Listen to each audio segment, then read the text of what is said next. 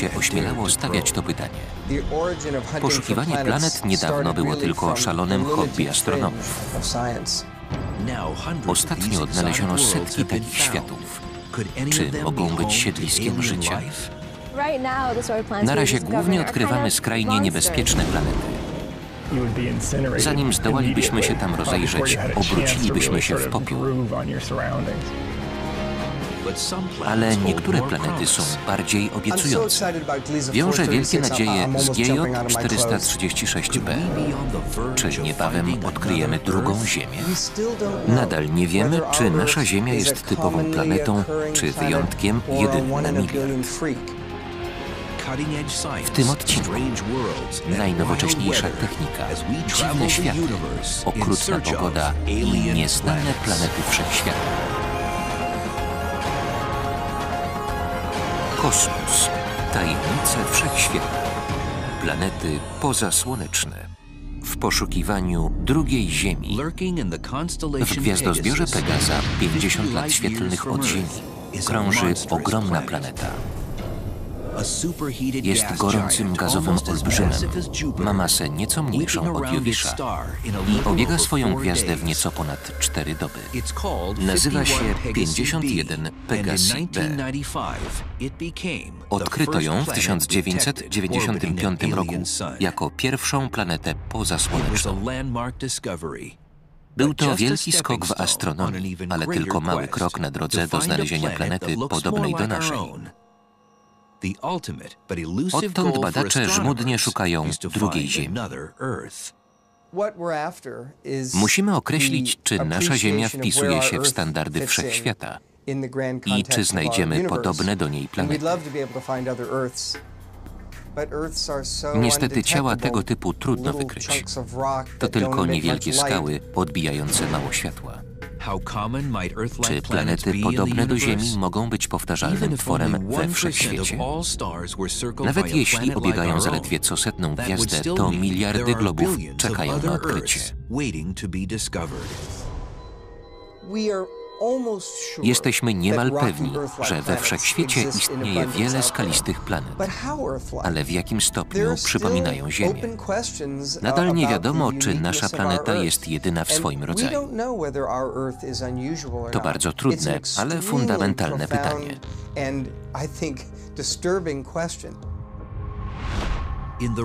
Egzoplanety krążące wokół innych gwiazd to wielka różnorodność przedziwnych światów.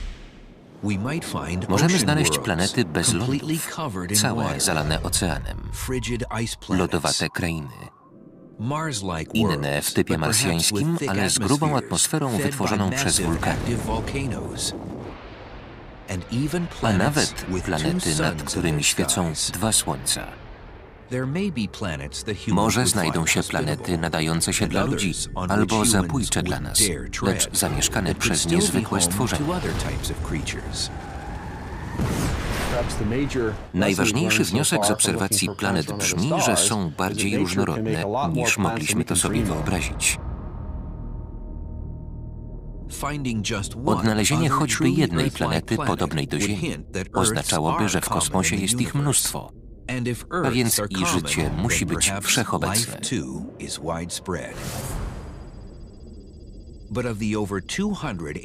Na większości z kilkuset odkrytych planet panują jednak warunki skrajnie niesprzyjające znanym nam formom życia. Dotąd odkryliśmy 3 rodzaje planet. Te, położone blisko gwiazd, są całkowicie wypalone. Inne są zamrożone, bo krążą daleko od gwiazd. Planety z trzeciej grupy poruszają się po wydłużonych orbitach, zbliżają się i oddalają od gwiazdy, przez co panuje tam na zmianę żar i mróz. Dotychczas nie odkryliśmy zalesionych globów. Niczego przypominającego naszą skałę, gdzie ciekła woda na powierzchni sprzyja istnieniu życia. Planetę nadającą się do zamieszkania wyobrażamy sobie na podobieństwo Ziemi. Odpowiadają nam takie warunki. Jest tu atmosfera, w której da się oddychać, przyjemna temperatura i woda. Nawet w Układzie Słonecznym nie ma podobnego ciała. Na razie odkrywamy potwornie niebezpieczne planety. Panują tam skrajne warunki.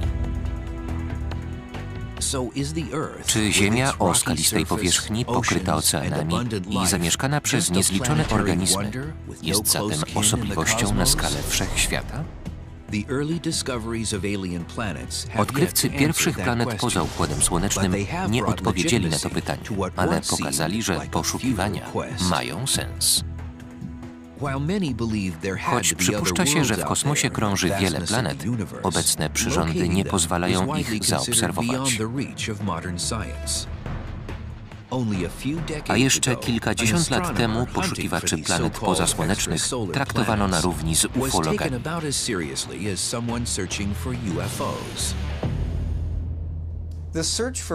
Rozpoczęte w latach 80. poszukiwania odległych planet uważano za ścieżkę w stronę paranauki.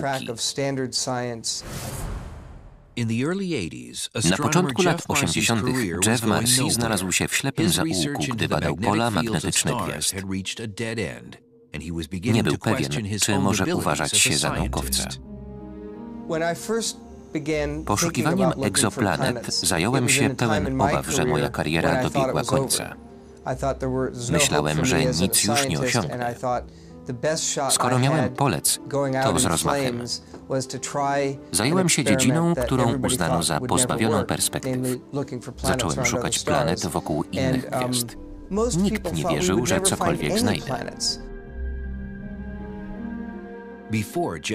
Jeff Marcy, jego współpracownik Paul Butler i pionierska grupa astronomów z całego świata musieli opracować metodologię obserwacji. Przez zwykły teleskop można obserwować gwiazdy, ale poszukiwania planet wymagają cierpliwości i pomysłowości.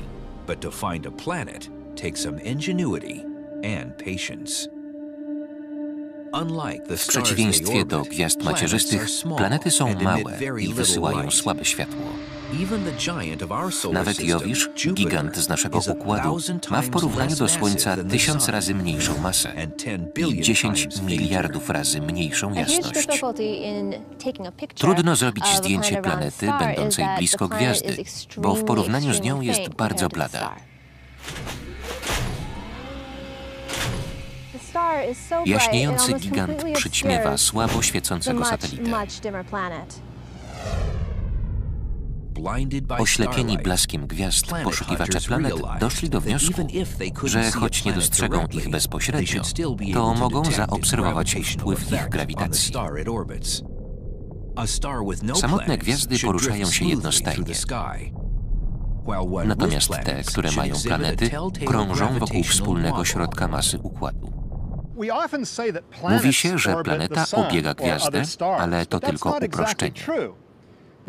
I planeta, i gwiazda krążą wokół wspólnego centrum.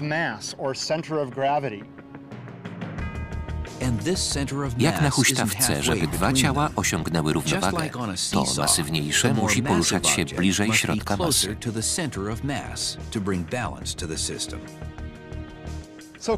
Weźmy Słońce i Jowisza. Gwiazda ma 1000 razy większą masę od planety. Jeśli Słońce jest tutaj, a centrum Układu tu, to Jowisz znajduje się od niego 1000 razy dalej.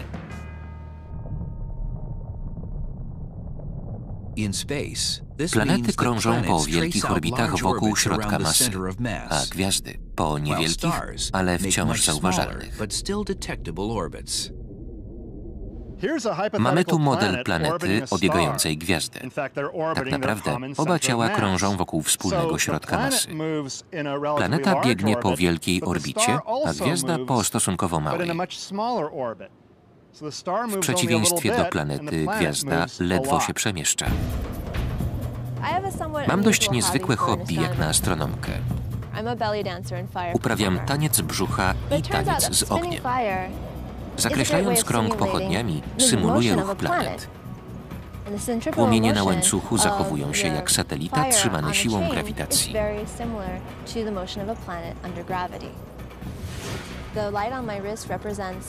Światełko na nadgarstku porusza się jak gwiazda, a pochodnia jak planeta.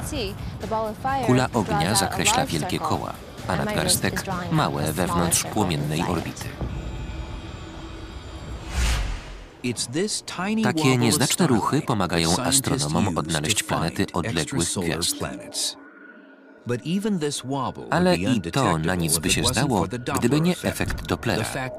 Fale obiektu zbliżającego się do obserwatora są krótsze niż oddalającego się. Obserwujemy efekt Dopplera na przykład wtedy, gdy mija nas gwiżdżący pociąg. Gdy przejeżdża lokomotywa,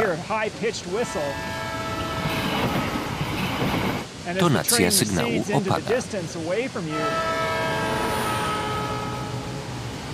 a zmiana zależy od prędkości.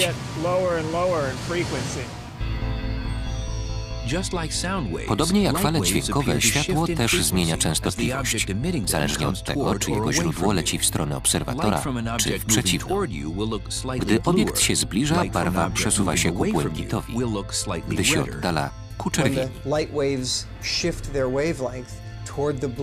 Ruch gwiazdy powoduje zmianę długości fal świetlnych.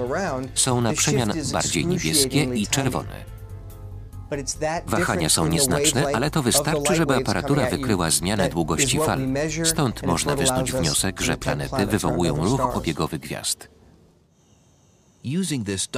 Wykorzystując efekt Dopplera, Marcy i Butler przez ponad dekadę cierpliwie badali 120 najbliższych gwiazd. Szukali śladów ruchu obiegowego. Przez 11 lat nie znaleźliśmy ani jednej planety. Nikt się nie dziwił. Większość środowiska twierdziła, że szukanie planet to daremna, bezsensowna lub wręcz idiotyczna praca. W 1992 roku Aleksander Wolszczan odkrył radioteleskopem pierwsze egzoplanety. W 1995 roku szwajcarscy astronomowie Michael Major i Didier Queloz ogłosili obserwację gazowego giganta obok gwiazdy 51 Pegasi. Marcy i Butler pospieszyli do obserwatorium Licka w Kalifornii. Skierowali tamtejszy teleskop na gwiazdozbiór, próbując potwierdzić doniesienie Szwajcarów. Mamy ją. Wspaniała. Wraz z Butlerem byliśmy zdumieni. Gwiazda oscylowała tak, jak opisali Szwajcarzy. W milczeniu odjeżdżaliśmy z obserwatorium Licka na górze Hamiltona. Paul siedział obok mnie. Wiedzieliśmy, że odkryto optycznie kolejną planetę krążącą wokół gwiazdy innej niż Słońce. Zareagowaliśmy bardzo emocjonalnie. Choć było to wielkie odkrycie, ani tej, ani żadnej następnej planety nie nazwano imieniem Boga z rzymskiej czy greckiej mitologii. Skatalogowano ją pod nazwą gwiazdy macierzystej, dodając B. Zgodnie z tą systematyką następną planetę odkrytą na orbicie tej samej gwiazdy nazwie się C, a dalsze kolejnymi literami alfabetu. Tylko nazwa nie oddała wiekopomności wydarzenia.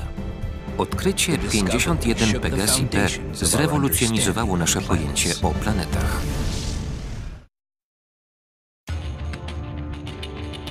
W 1995 roku astrofizyk Alan Boss dostał do recenzji artykuł szwajcarskich astronomów o odkryciu planety krążącej wokół dalekiej gwiazdy. Spędziłem kilka bezsennych nocy nad tą pracą. Opisywała wielkie rzeczy. Rzeczywiście, Szwajcarzy donosili o odkryciu planety wielkości Jowisza, obiegającej gwiazdę macierzystą zaledwie w 4 dni, a nie 12 lat jak on. Najwyraźniej znajduje się blisko gwiazdy 100 razy bliżej niż Jowisz od Słońca. To bardzo dziwne zjawisko. Jowisz obiega Słońce oddalony bezpiecznie o 778 milionów kilometrów. 51 Pegasi B jest najwyżej 8 milionów kilometrów od gwiazdy. Gdyby przenieść ją do Układu Słonecznego, byłaby pierwszą planetą krążącą wewnątrz orbity Merkurego. Nie spodziewaliśmy się gazowego olbrzyma tak blisko gwiazdy.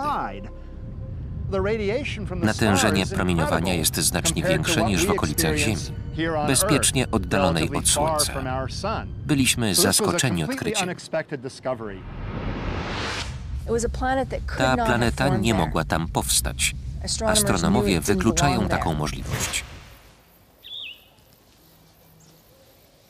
Równie zaskakujące byłoby odkrycie sekwoi w nowojorskim parku.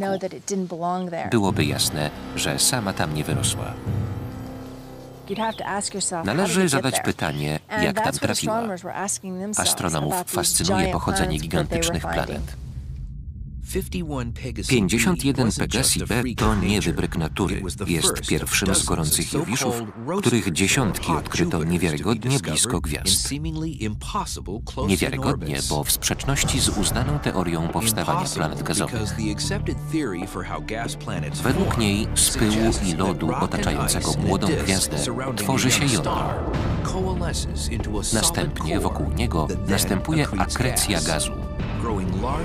Planeta rośnie, zbierając na powierzchnię cały budulec z orbity.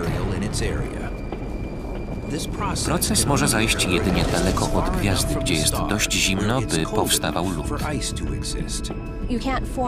Tak wielki obiekt nie może powstać blisko gwiazdy, ale dopiero poza strefą topnienia, gdzie woda jest ciekła. W Układzie Słonecznym granica ta biegnie niedaleko Jowisza, 5 razy dalej od Słońca niż Ziemia.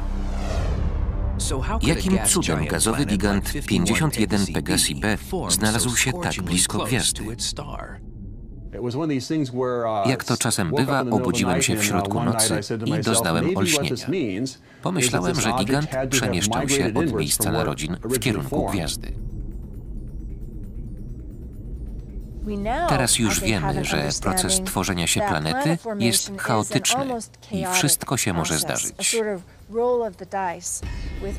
Pojawiają się planetozymale, twory pretendujące do miana przyszłych planet. Wszystkie rosną i rywalizują. To przypomina nieco grę w krzesełka. Każde ciało walczy o swoje miejsce. W tej rywalizacji niektóre globy wylatują poza układ planetarny, inne zacieśniają orbity. Przypuszcza się, że jedne spadają na gwiazdę macierzystą i parują, a inne pozostają na ciasnych orbitach. To właśnie gorące Jowisze. Odkrycie takiej planety krążącej tuż koło 51 Pegasi skłoniło tropicieli planet Merciego i Butlera do ponownej analizy danych z poprzednich 10 lat. Ich zespół szukał długookresowych ruchów gwiazd spowodowanych obecnością wielkich planet. Nagle okazało się, że powinniśmy inaczej odczytywać wyniki. Szukać planet o krótkim okresie obiegu, nie tylko takich, którym okrążenie gwiazdy zajmuje lata. Dzięki temu odkryliśmy planety, których ślad już dawno znajdował się w naszych dziennikach. 30 grudnia 1995 roku. Pamiętam jak dziś. O 8 zadzwonił Paul Butler, mój najlepszy współpracownik od 20 lat. Powiedział, żebym natychmiast przyjeżdżał. Oczywiście pojechałem do gabinetu na Uniwersytecie Kalifornijskim. Siedzimy w tym samym miejscu. Zobaczyłem na ekranie niewątpliwy dowód ruchu gwiazdy 70 Virginis, zmiany wysyłanych przez nią fal, czyli ślad zbliżania się i oddalania. Właśnie tak sobie wyobrażaliśmy, jak to powinno wyglądać w naszych zapisach. Patrzyliśmy w osłupieniu, wiedząc, że odkryliśmy swoją pierwszą planetę i kolejną gwiazdę mającą planety. 70b leży w gwiazdozbiorze Panny, 59 lat świetlnych od Ziemi. Co najmniej 7-krotnie przewyższa masą Jowisza, więc od razu otrzymała tytuł największej znanej nam planety.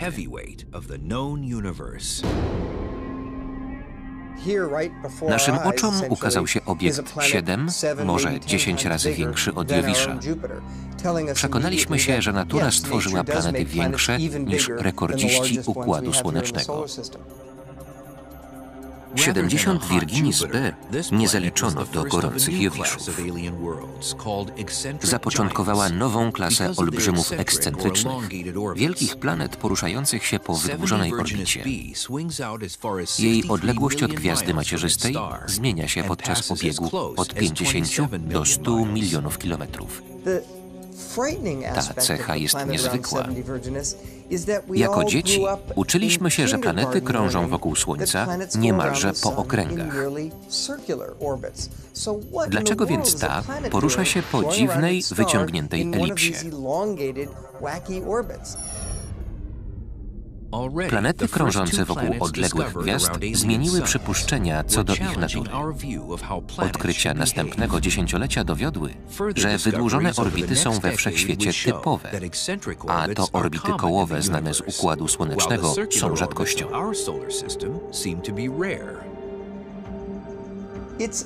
Aż wstyd pomyśleć, jak błędne były nasze wyobrażenia na temat natury egzoplanet, ich liczby i charakteru orbit. Przypuszczaliśmy, że będą przypominać te z naszego systemu. Wykazaliśmy się krótkowzrocznością. Jako naukowiec biję się w piersi, że sam tak sądziłem. Przekonaliśmy się, że planety w układach pozasłonecznych zwykle różnią się od satelitów Słońca.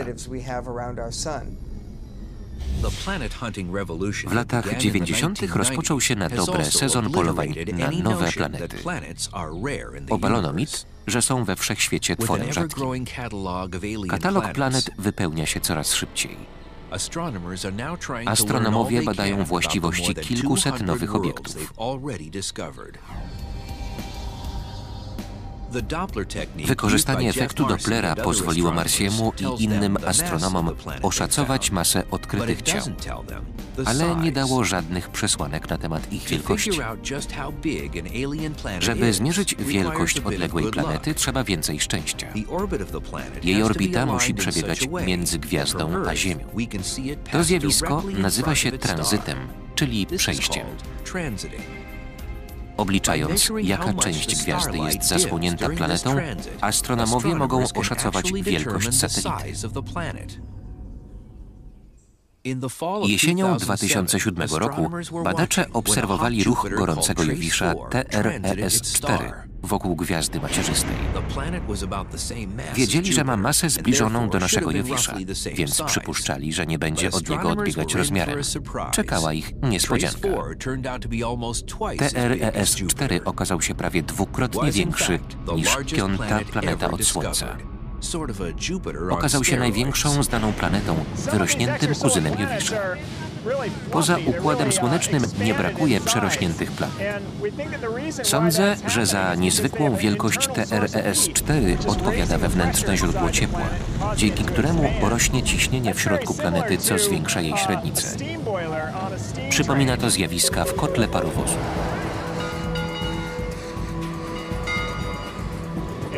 Ogień w palenisku rozgrzewa wodę, która zamienia się w parę. Ciśnienie rośnie.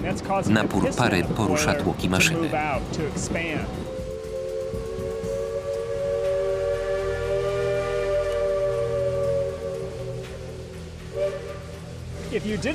Gdyby ciśnienie gazu nie wzrastało, planety by się nie powiększały, a pociąg nie wjechałby pod górę.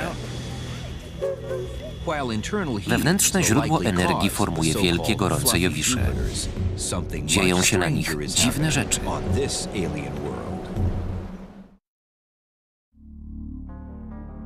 Każde odkrycie nowej egzoplanety stawia kolejną naukową zagadkę.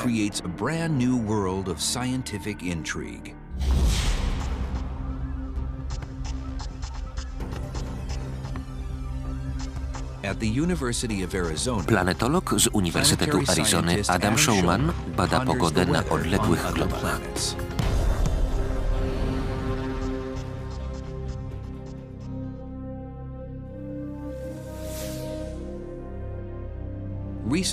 Ostatnio uczestniczył w tworzeniu pierwszej prognozy dla obiektu poza Układem Słonecznym. Przewidywania pasują do wyobrażenia o dalekich światach. Wiatr wieje tam z prędkością 10 000 km na godzinę i większą, znacznie szybciej niż na planetach naszego układu. Oto HD 189733b, gorący jowisz oddalony 60 lat świetlnych od Ziemi. Obiega gwiazdę przypominającą Słońce w nieco ponad 2 dni po orbicie o promieniu zaledwie 5 milionów kilometrów. Jak można określić pogodę na planecie odległej o ponad pół biliarda kilometrów? Po pierwsze, trzeba zmierzyć jej temperaturę. Naukowcy wiedzą, że planeta krążąca blisko gwiazdy obraca się synchronicznie, czyli jest zwrócona do niej wciąż tą samą stroną. Do niej dociera energia z gwiazdy, a druga jest pogrążona w wiecznym cieniu. Gdyby nie wiatr, jasna strona pozostawałaby gorąca, a ciemna lodowata.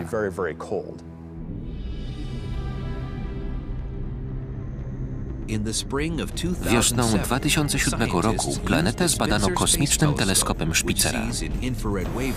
Rejestruje on podczerwień, a więc określa temperaturę. Sporządzono w ten sposób mapy termiczne dziennej i nocnej strony planety. To pierwsza w historii mapa odległego globu. Oświetlona strona planety rozgrzewa się do ponad 800 stopni. Nic dziwnego, skoro krąży tak blisko gwiazdy. Zdumienie budzi wysoka temperatura ciemnej strony planety. Choć jest pogrążona w ciemnościach, odnotowano tam temperaturę 500 stopni. Wyraźnie coś rozprowadza ciepło po całej atmosferze, przenosząc energię z jasnej na ciemną stronę globu. Znając mechanizmy pogodowe na planetach Układu Słonecznego, Showman znalazł przyczynę tego zjawiska. Przeanalizował dane i wywnioskował, że na planecie występują niezwykle silne prądy powietrza. Wiatr osiąga 10 000 km na godzinę, bijąc rekordy ustanowione w Układzie Słonecznym. Wiatr na Ziemi należy do najwolniejszych. Osiąga średnio 30 km na godzinę. Na gazowych olbrzymach atmosfera przemieszcza się szybko, bo nie spowalnia jej tarcie o powierzchnię planety. Na Jowiszu i Saturnie wiatry osiągają prędkość kilkuset kilometrów na godzinę. Są więc 10 razy wolniejsze niż te na gorących Jowiszach. Pogoda na gorących Jowiszach bywa groźna, ale prawdziwe piekło szaleje na wielkich pozasłonecznych planetach o ekscentrycznej orbicie. Oto HD 80606b, gazowy gigant z gwiazdozbioru Wielkiej Niedźwiedzicy, oddalony od Ziemi o 200 lat świetlnych. Rok trwa tutaj 111 dni. Ze wszystkich znanych planet to ona ma najbardziej ekscentryczną orbitę. Ziemia porusza się po orbicie kolistej, nieznacznie zmieniając odległość od Słońca. Różnica między afelium a peryfelium wynosi 5 milionów kilometrów.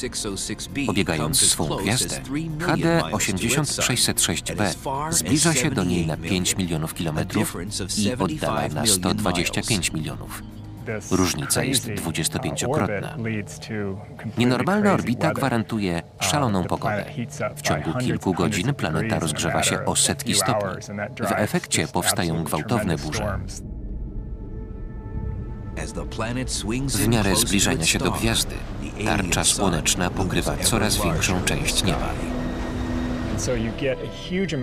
Jasna strona planety rozgrzewa się, a ciemna pozostaje chłodna. W efekcie powstają potężne wiatry, prawdziwe fale uderzeniowe.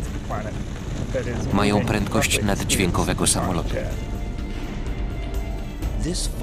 Huragan okrąża planetę zaledwie w 12 godzin. Gdy fala się uspokaja, przegrzana atmosfera zmienia się w jeden wielki wir, przy którym wielka czerwona plama Jowiszu to karzełek.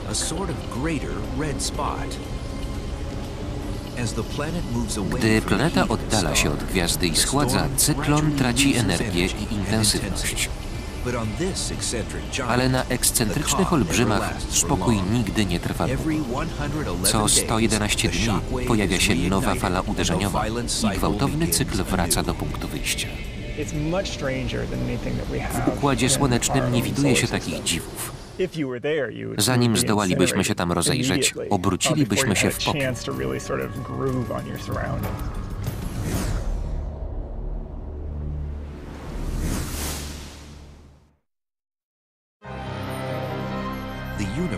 Natura wyżywa się w tworzeniu dziwnych światów, nawet w najbardziej zaskakujących miejscach. To jest pulsar, szybko wirująca gwiazda neutronowa.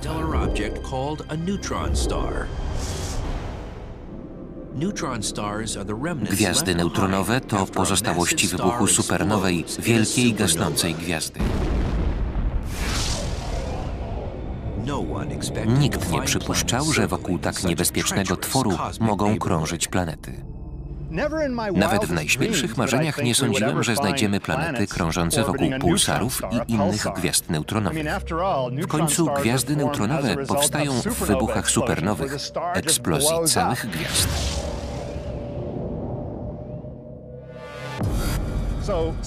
Wielka siła wybuchu gwiazdy odrzuca wszystkie planety z jej układu.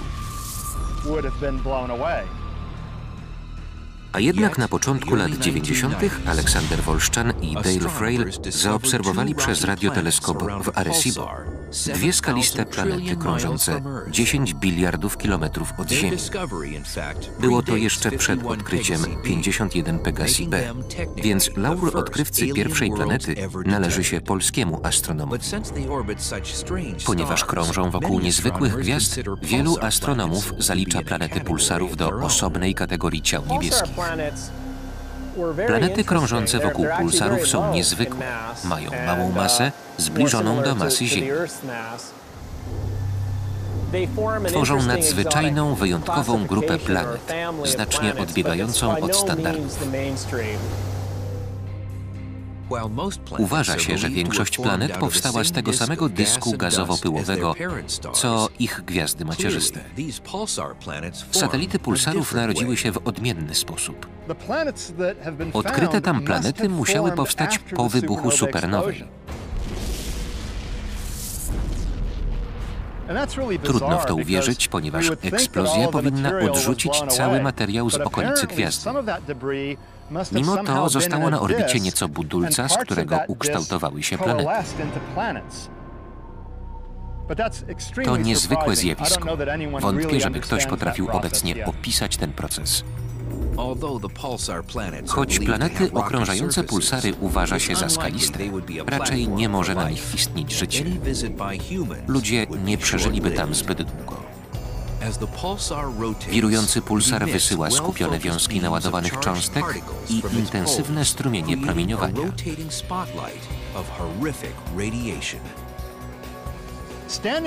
Wizyta na planecie przy pulsarze byłaby zabójcza. Panuje tam wysokoenergetyczne promieniowanie cząstkowe i elektromagnetyczne. Zniszczyłoby żywe tkanki, szybko wywołało mutacje oraz nowotwory. Niechybnie zabiłoby przybysza. Skoro i tak każdy umrze, to może warto wybrać się w okolice pulsara. Złoża śmierci na takiej planecie oglądałbym wspaniałe widowisko. Przy każdym obrocie pulsara padałaby na mnie wiązka. Widziałbym jaśniejącą smugę jak światło z latarni morskiej padające z bliska. Taka planeta jest jednak skrajnie niegościnna. Te niebezpieczne miejsca pozwoliły nam zgłębić mechanizm powstawania planet. Natura wciąż nas zaskakuje i uczy nowych rzeczy. Te dziwne satelity gwiazd neutronowych dowodzą, że planety powstają stosunkowo łatwo. Gdy jest dość budulca, grawitacja samorzutnie łączy go w glob. Skoro natura z taką łatwością tworzy planety, można przypuszczać, że we wszechświecie jest ich pełno. Gdzieś daleko w kosmosie istnieje druga Ziemia i czeka, abyśmy ją odkryli. Jeśli rzeczywiście tak jest, to gdzie są błękitne planety? Czemu ich jeszcze nie znaleźliśmy? Pierwsze egzoplanety odkrywane w latach 90. były ogromne. Miały masę 300 razy większą niż Ziemia. Nic dziwnego, że najpierw dostrzegliśmy te duże. Z wielkiej odległości najłatwiej wypatrzyć giganty, tak samo jak rosnące tu sekwoje olbrzymie. Odkrycie jednej planety krążącej wokół gwiazdy sugeruje, że może ich być więcej. Widząc sekwoje, można wnioskować, że w pobliżu rośnie las. Analogicznie wokół tych gwiazd muszą krążyć planety, asteroidy i komety.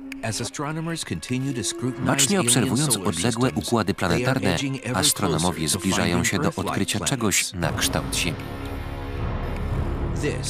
Oto Gliese 436b, planeta o masie 20 Ziem, parametrami przypominająca Neptuna. Krąży wokół gwiazdy w konstelacji Lwa 30 lat świetlnych od Słońca.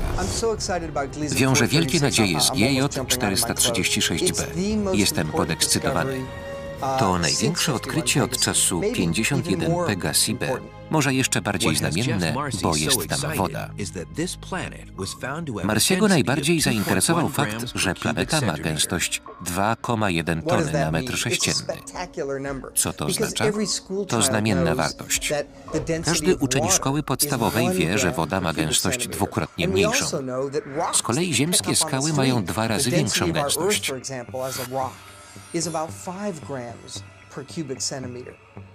Dlatego satelita gwiazdy GJ 436 powinien się składać ze skał i wody. Planeta ze skał i wody to kandydat na sobowtóra Ziemi, ale na GJ 436b jest tyle wody, że zapewne nie ma lądów. Bezgraniczny ocean tej planety to niezbyt przyjazne środowisko. Na powierzchni znajduje się warstwa cieczy, ale głębiej zachodzą dziwne zjawiska. Potężna siła grawitacji zgniata słup wody tak bardzo, że woda przyjmuje formę krystaliczną. To niezwykła odmiana gorącego lodu.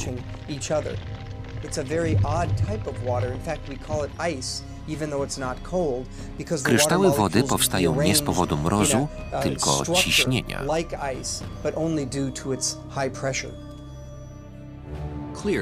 Rzecz jasna, GJ 436b nie jest całkiem pokrewna Ziemi, ale odkryto bardziej podobną planetę. Co musi mieć planeta, żeby przypominać Ziemię? Powinna być skalista i pokryta oceanami, ale nie całkowicie, żeby lądy wystawały nad ich powierzchnię. Powinna się znajdować w ekosferze gwiazdy. Ekosferę wyznacza się zwykle jako przedział odległości od gwiazdy, w której na planetach może istnieć woda w stanie ciekłym. Przypuśćmy, że zbliżamy Ziemię do Słońca. Oceany zaczynają wrzeć, aż wyparują. Życie zginie. Gdy oddalimy planetę, zamarzną z równie złym skutkiem dla flory i fauny. W Układzie Słonecznym ekosfera sięga od orbity Marsa prawie po okolice Wenus. Zasięg ekosfery w innych systemach zależy od temperatury gwiazdy.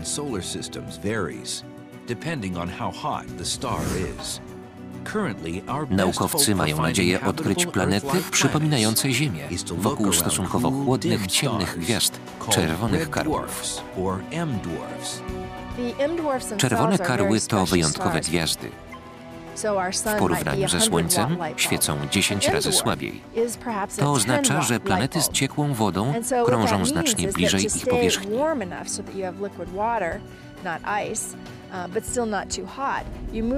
Obecne metody pozwalają obserwować tylko planety bliskie gwiazdy, ponieważ silniej zakłócają jej ruch.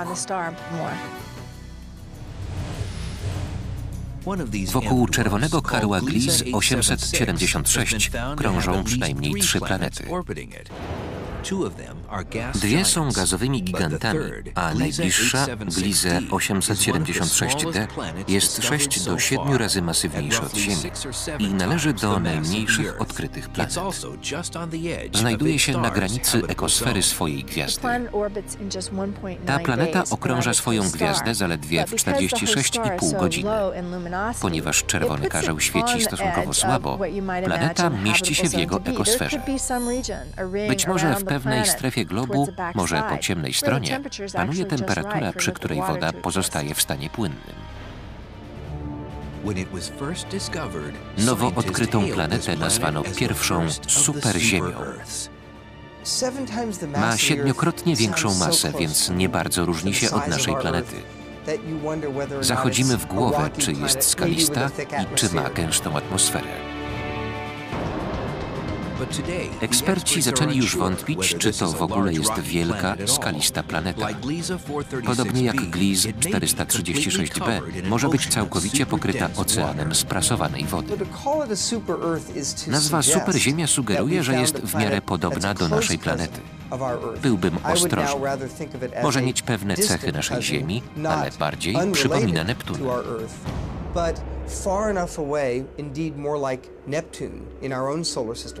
Ten sąsiad z Układu Słonecznego ma skaliste jądro, ale powierzchnię pokrywa wielki ocean. Astronomowie rywalizują, kto odkryje pierwszą bliźniaczkę Ziemi. Laird Close z Uniwersytetu Arizony liczy, że zrobi pierwsze zdjęcie drugiej Ziemi. Ale to wymaga postępów w budowie teleskopów. Jesteśmy w laboratorium zwierciadeł Obserwatorium Stewarta. W ogromnym pomieszczeniu pod trybunami Uniwersyteckiego Stadionu Piłkarskiego inżynierowie opracowują nowy rodzaj superteleskopów.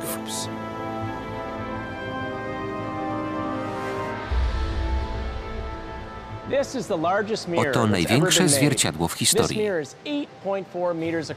Ma 840 cm średnicy. Wielki teleskop Magellana będzie miał takich 7.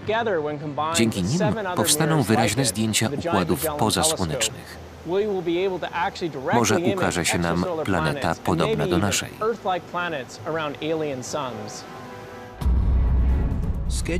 Gotowy przyrząd zapewni zdjęcia o 10-krotnie większej rozdzielczości niż teleskop Hubble'a.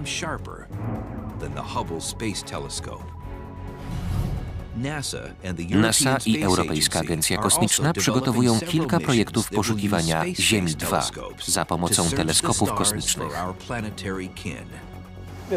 Cała ludzkość z niecierpliwością czeka na informacje, czy wokół gwiazd, migoczących na nocnym niebie punkcików, krążą planety przypominające naszą Ziemię.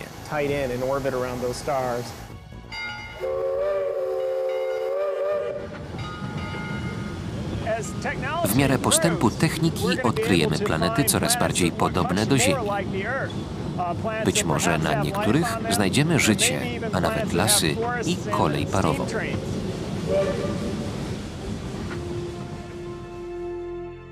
Astronomowie, którzy poświęcili się takim poszukiwaniom, wierzą, że odnalezienie drugiej Ziemi to tylko kwestia czasu. Cieszy nas, że regularnie odkrywamy planety o masie 5 do 10 Ziem.